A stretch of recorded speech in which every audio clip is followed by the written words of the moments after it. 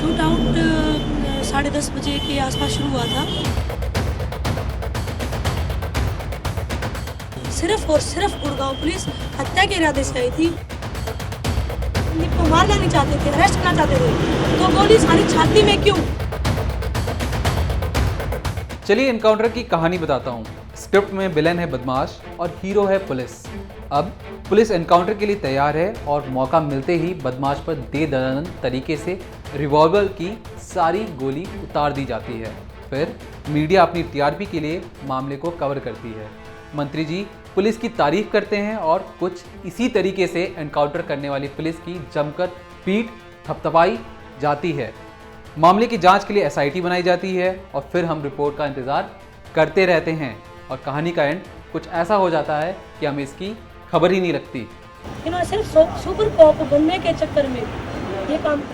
नमस्कार, टाइम तक देख रहे हैं आप। मैं हूं आपके साथ दीपक सिंह। अभी मैंने आपको एक कहानी बताई। सिंपल सी इस कहानी की कई पेज हैं, लेकिन फिर भी आप इसके एक सिरे को पकड़कर पूरे एनकाउंटर का छत खोल सकते हैं।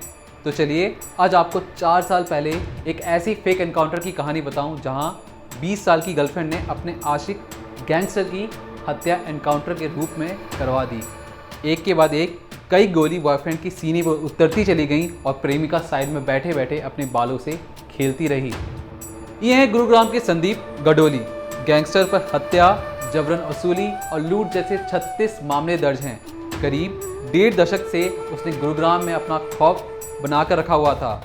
मामला इतना बड़ा है तो हरियाणा पुलिस ने इनाम भी बड़ा रखा, यानी 1,25,000 रुपये का इनाम। ये तो था क्राइम बैकग्राउंड, लेकिन गैंगस्टर संदीप के लोकल नेता गुजर से अच्छे रिश्ते नहीं थे।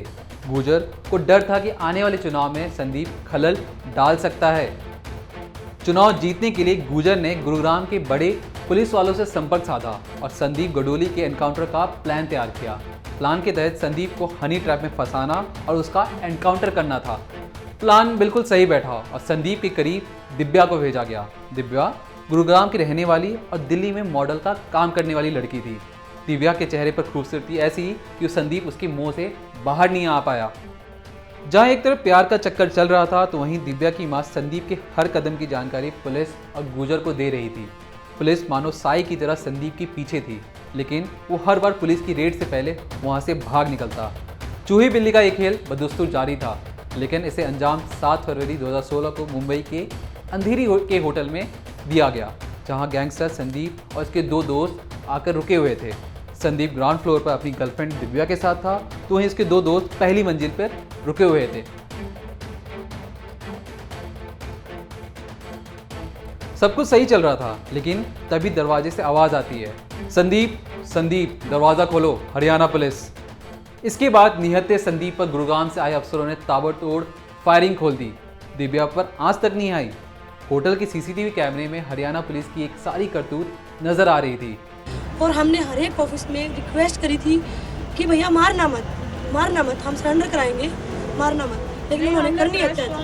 इस हत्या को कानूनन सही ठहराने के लिए जवानों ने एक पिस्टल भी एनकाउंटर वाली जगह पर छोड़ दी, लेकिन ये सारी चीज़ कैमरे पर फ्रेम दर फ्रेम रिकॉर्ड होती चली गई। लेकिन जैसा अक्सर होता है, एनकाउंटर के बाद मीडिया ने इसे जमकर कवर किया। लोगों ने गुरुग्राम पुलिस की पीठ थपथपाई।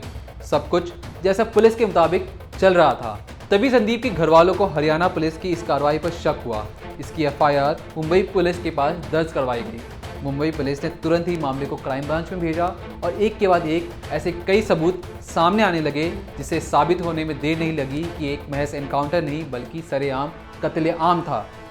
इस पूरे मामले में होटल की वो सीसीटीवी कारगर साबित हुई, जिसमें पुलिस की सारी कुकृतियां रिकॉर्ड हो रही थीं।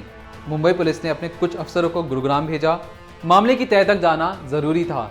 3 हफ्तों की ताबड़तोड़ इन्वेस्टिगेशन के बाद गुजर और पुलिस के बड़े अफसरों द्वारा किए गए फेक एनकाउंटर का सारा सच किसी शीशे की तरह साफ हो गया।